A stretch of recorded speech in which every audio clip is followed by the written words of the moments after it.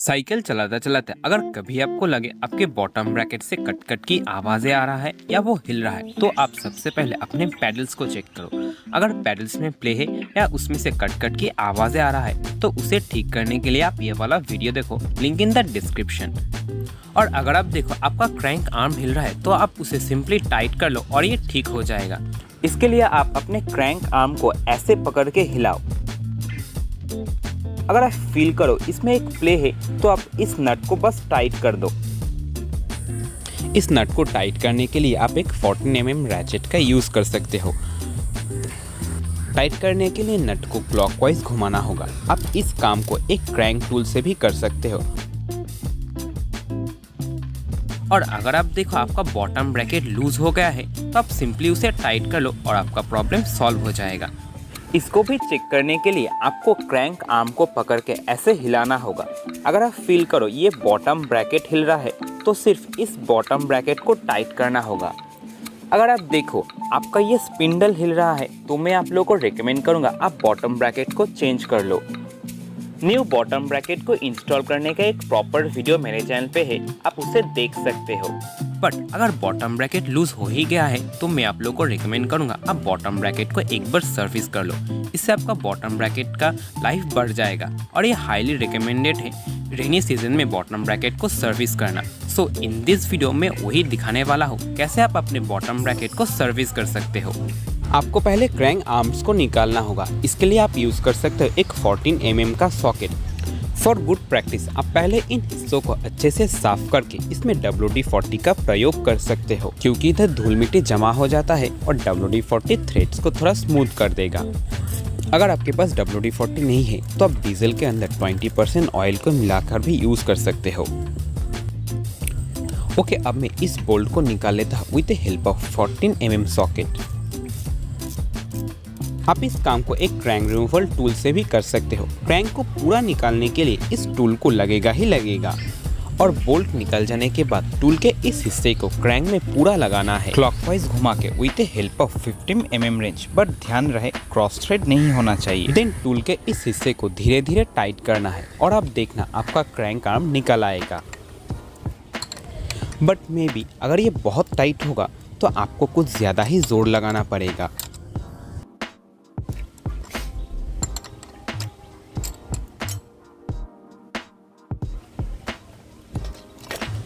चलो, drive side तो निकल गया, अब नॉन ड्राइव साइड को निकालता हूँ।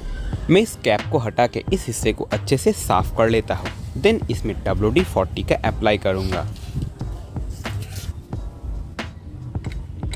देन क्रैंक रिमूवल टूल के इस हिस्से से पहले बोल्ट को निकालना है टू यूज 15 mm रेंच। इसके लिए आप एक एडजस्टेबल रेंच का भी यूज कर सकते हो और ये एंटी क्लॉकवाइज ही खुलेगा। और जैसा कि आप देख सकते हो WD-40 का अप्लाई करने से कितना गंदगी निकला है। और मैं आप लोगों को समझा देता हूँ ये टूल एक्चुअली काम कैसे करता है। जब आप इस हिस्से को क्रैंक आर्म के साथ लगाते हो, तब यह हिस्सा क्रैंक आर्म के साथ फिक्स्ड हो जाता है। एंड देन जब आप इस हिस्से को टाइट करते हो, तब ये वाला हिस्सा स्पिंडल को जगह ढकेलता है। इससे आपका क्रैंक आर्म बाहर निकल आता है। मेरा दायां हाथ इस वाले हिस्से को पकड़ते हुए स्थिर है, और मैं जब इस वाले हिस्से को घुमा रहा हूँ, तब देखो ये वाला हिस्सा स्पिंडल को ढकेल रहा है और मेरा हाथ अपने आप बाहर की तरफ आ रहा है। जब आप इस वाले हिस्से को फिक्स्ड करके इस वाले हिस्से को घुमाते हो, तब ये स्पिंडल को जगह ढकेलता है और आपका क्रैंक आर्म बाहर निकल आता है। ओके, क्रैंक आर्म्स तो बाहर निकल गया और मैं अब अपनी सेफ्टी के लिए ग्लव्स पहन लेता हूँ। आप भी कर सकते हो। और अब बॉटम ब्रैकेट को निकालना होगा। मेरा ये वाला बॉटम ब्रैकेट वेल सर्विस है, तो मैं इसे नहीं खोलूँगा। मेरे पुराने साइकिल में जो बॉटम ब्रैकेट है उसको सर्विस करना होगा। आप उसका एक बार साउंड सुनो। बॉटम ब्रैकेट को निकालने के लिए आपको लगेगा इस तरीके का एक टूल। बट पहले आप इन हिस्से को अच्छे से साफ कर लो, क्योंकि इन ग्रुप्स के अंदर गंदगी फंसा हुआ रहता है, जिसके कारण से आपका ये टूल ठीक से बैठेगा नहीं और स्लिप कर जाएगा, जिसके कारण से ये नॉचेस खराब हो सकता है।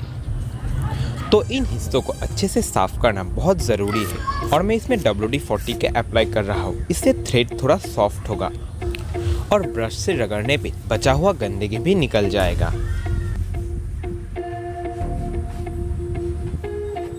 अच्छे से साफ हो जाने के बाद अब इस टूल का अप्लाई करना है। मैंने इस टूल को थोड़ा सा मॉडिफाई किया है। इसका आगे वाला हिस्सा राउंड शेप का है, तो मैंने इसको घिस के एकदम शार्प कर दिया ताकि ये टूल एकदम परफेक्टली बैठे और स्लिप ना करे।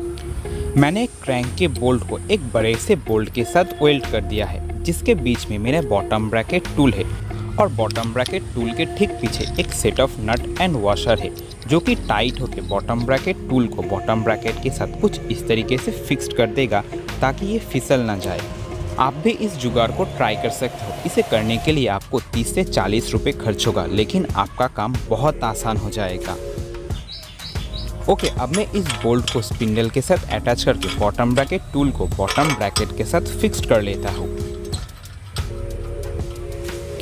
ओके, बॉटम ब्रैकेट को खोलने के लिए आपको एडजस्टेबल रेंज से क्लॉकवाइज प्रेशर देना है, यानी इस तरफ, ना कि उल्टी दिशा में जो रेगुलरली होता है। आपको इस दिशा में प्रेशर देना होगा क्योंकि ड्राइव साइड का थ्रेड पैटर्न नॉर्मल से उल्टा होता है, यानी क्लॉकवाइज। हाँ, ये क्लॉकवाइज खुलता है और हो सकता है आपको इसे खोलने के लिए कुछ ज़्यादा ही जोर लगाना पड़े।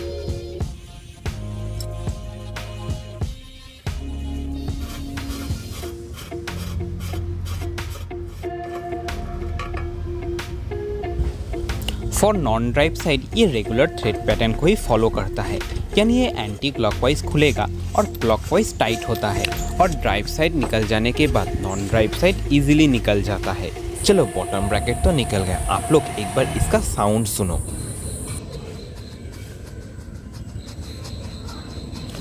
बॉटम ब्रैकेट को एकदम अच्छे से सर्विस करने के लिए आपको इसे पूरा डिसअसेंबल करना होगा। इसके लिए आपको पहले इस वाले हिस्से को निकालना होगा, क्योंकि ये प्रेस फिट होता है, तो निकालने से पहले इस वाले हिस्से को अच्छे से गर्म कर लो, तो आपको ही निकालने में आसानी होगा। अगर आप पहली बार अपने बॉटम ब्रैकेट और क्रैंक सेट को निकाल रहे हो तो मैं आप लोगों को रेकमेंड करूंगा आप एक दिन पहले उसमें WD-40 का अप्लाई करें, तो आपका क्रैंक सेट और बॉटम ब्रैकेट आसानी से खुलेगा। अगर आप देखो आपका बॉटम ब्रैकेट या क्रैंक सेट बहुत टाइट है तो आप उसमें WD-40 का अप्लाई करके उसमें हीट का प्रयोग करें। आप इस स्पिंडल में एक मोमबत्ती जला के कुछ देर छोड़ दे तो आप देखना आपका क्रैंक सेट जल्दी निकलेगा और आप बॉटम ब्रैकेट शेल में भी हीट का प्रयोग कर सकते हो ताकि ये आसानी से खुले। और आप इन थ्रेड्स को प्रोटेक्ट करने के लिए इनके ऊपर एक कपड़े को ऐसे लपेट लो।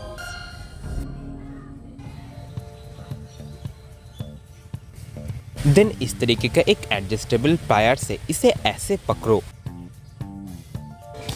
देन इस स्पिंडल के ऊपर एक लकड़ी का टुकड़ा रख के ऐसे हैमर से हिट करो और ये आसानी से बाहर निकल आएगा। अगर आप इसके ऊपर डायरेक्ट हैमर का प्रयोग करोगे तो ये स्पिंडल खराब हो जाएगा और इस काम को करने के लिए 2 लोगों की आवश्यकता है। अगर आप ऐसे पकड़ के सारा दिन हैमर से हिट करोगे तो भी ये नहीं निकलेगा। आपको इसे एक ठोस ऑब्जेक्ट के बीच में रख के हिट करना होगा और ये वाला हिस्सा निकल जाने के बाद आप इन सील बेरिंग्स को सर्विस कर लो। इन बेरिंग्स को सर्विस करने के लिए आपको बस इन डस्ट सील को निकालना होगा, वो मैं आप लोगों को बाद में दिखाता हूँ। और मैं इन बेरिंग्स को भी निकालने वाला हूँ, लेकिन आप ऐसा मत करो क्योंकि इससे ये बेरिंग्स खराब हो सकता है। इन बेरिंग्स को खोलने के लिए मेरे पास कोई प्रॉपर टूल नहीं है, तो मैं एक एडजस्टेबल प्लायर के हेल्प से कुछ इस तरीके से खोलूँगा। पहले नॉन ड्राइव साइड का निकालना है क्योंकि ये इजी रहता है। देन ड्राइव साइड को निकालना है क्योंकि इससे काम आसान हो जाएगा। और इन्हें निकालने के समय आप अपनी सूझबूझ और विचार बुद्धि से काम लें क्योंकि निकालने के दौरान ये बियरिंग्स खराब हो सकता है। चलो, बॉटम ब्रैकेट तो पूरा डिसअसेंबल हो गया। अब इन्हें अच्छे से साफ करके ग्रेसिंग करना होगा, बट पहले इन रबर डस्ट सील को निकालना है। इसे निकालने के लिए आप एक नीडल या एक पतले ब्लेड का यूज करें, बट ध्यान रहे ये डैमेज नहीं होना चाहिए। इन्हें निकालने का एक टिप मैं आप लोगों को बता देता हूँ, बट पहले मैं इन ग्लव्स को उतार लूँ।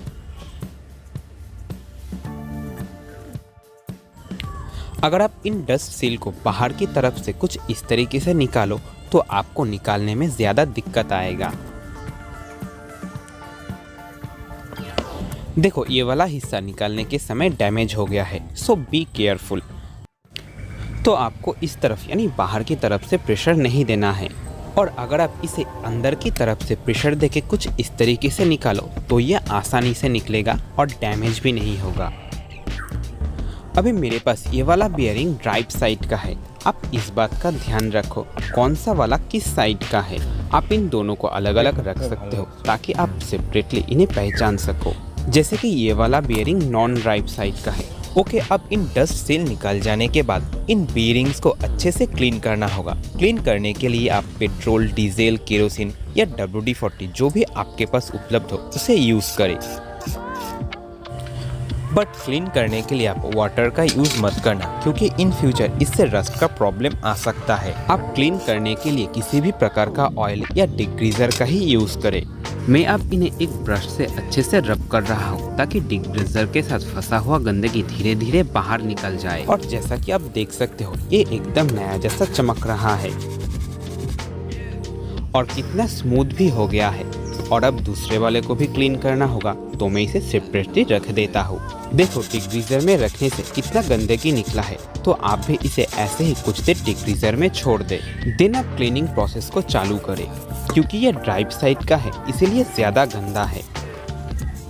और मैं अब एक ब्रश से ठीक वैसे ही इन्हें अच्छे से रब करूँगा ताकि डिग्रीजर के हेल्प से ये गंदगी धीरे धीरे बाहर निकल जाए, जिससे ये ऑलमोस्ट नया जैसा हो जाएगा और पहले की तरह स्मूथ भी, जैसा कि आप देख सकते हो। और मैं अब बॉटम ब्रैकेट के बाकी हिस्सों को भी एक एक करके डिग्रीजर में दे रहा हूँ। आपको भी ठीक ऐसे ही करना है। बॉटम ब्रैकेट के हर एक हिस्से को अच्छे से क्लीन करना होगा। इसलिए मैं पहले की तरह एक ब्रश के हेल्प से बॉटम ब्रैकेट के हर एक नॉच एंड थ्रेड्स को अच्छे से रब कर रहा हूँ ताकि इसमें फंसा हुआ गंदगी डिग्रीजर के साथ निकल जाए। और आप इस स्पिंडल को साफ करने के लिए आप एक ईयरबड्स का भी यूज़ कर सकते हो। और ये सब साफ हो जाने के बाद अब मैं इन्हें धूप में सूखने के लिए छोड़ देता हूँ।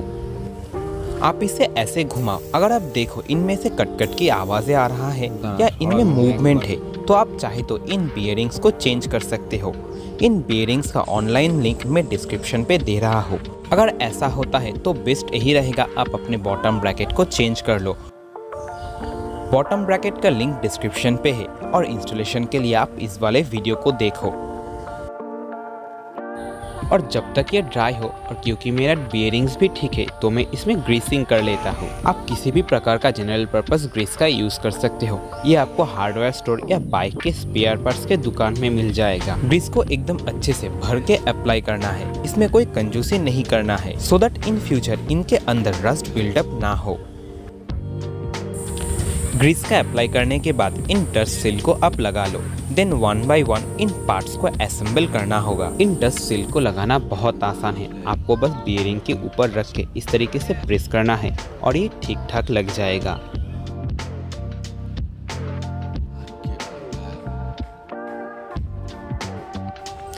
चलो डस्ट सील तो लग गया, अब इन्हें असेंबल कर लेते हैं। बट वेट, आपको और भी ग्रीसिंग करना है। आप इन पार्ट्स के सभी इंटरनल हिस्सों में ग्रीस का अप्लाई करें, जैसे इस स्पिंडल में, इस शेल के अंदर वाले हिस्सों में एंड इनके अंदर वाले हिस्सों में, सो दैट इन फ्यूचर इनके अंदर रस्ट बिल्डअप ना हो। चलो अब इन्हें असेंबल कर लेते हैं। इसके लिए कोई प्रॉपर टूल नहीं है तो जुगाड़ का ही यूज़ करना है। जैसा कि मैं एक लकड़ी के टुकड़े के ऊपर इस स्पिंडल को रख के एक एडजस्टेबल प्लायर और हैमर से इस बेयरिंग को ठोक ठोक के लगा रहा हूँ। आप भी ऐसा कर सकते हो, ये बहुत हद तक सेफ भी है। तो जैसा कि आप देख सकते हो मेरा एक बियरिंग तो लग गया, अब दूसरे को भी लगाना है।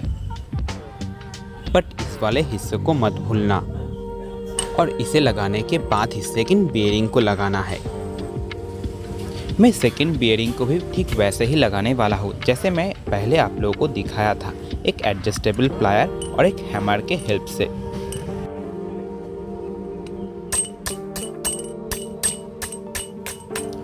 इसमें थोड़ा टाइम लगेगा और ये थोड़ा मुश्किल भी है, बट ये ठीक ठाक ही लग जाएगा। जैसा कि आप लोगों ने देखा ये दोनों बियरिंग ही ठीक ठाक लग गया। और अब अवश्य एक लकड़ी के टुकड़े का यूज़ करें, नहीं तो ये स्पिंडल खराब हो सकता है। और अब बॉटम ब्रैकेट के राइट साइड में ड्राइव साइड के इस वाले हिस्से को लगाना है। इसे लगाने के लिए आपको बस इसे इस तरीके से प्रेस करना है और ये लग जाएगा। एंड देन बॉटम ब्रैकेट के लेफ्ट साइड में नॉन ड्राइव साइड के इस हिस्से को लगाना है और ये आराम से फिट हो जाएगा, आपको हैमर वगैरह का यूज़ नहीं करना है। और मैं अब इन थ्रेड्स में अच्छे से ग्रेसिंग कर लेता हूँ ताकि इन फ्यूचर ये थ्रेड्स लॉक ना हो जाए।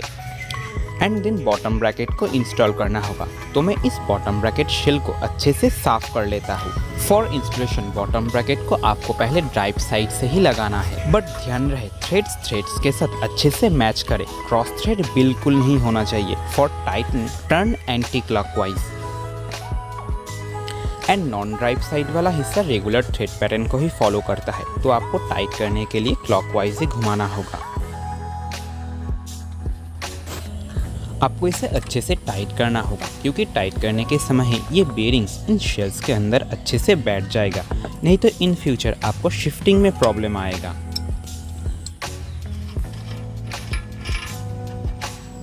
ओके, अब मेरा बॉटम ब्रैकेट एकदम नया जैसा स्मूथ हो गया है। अगर आपको इस प्रोसेस में कोई भी प्रॉब्लम हो आप मुझे कमेंट करके बताओ। And thanks for watching. ऐसे ही और वीडियोज़ के लिए आप मेरे चैनल को सब्सक्राइब कर लो and please do like, comment and share.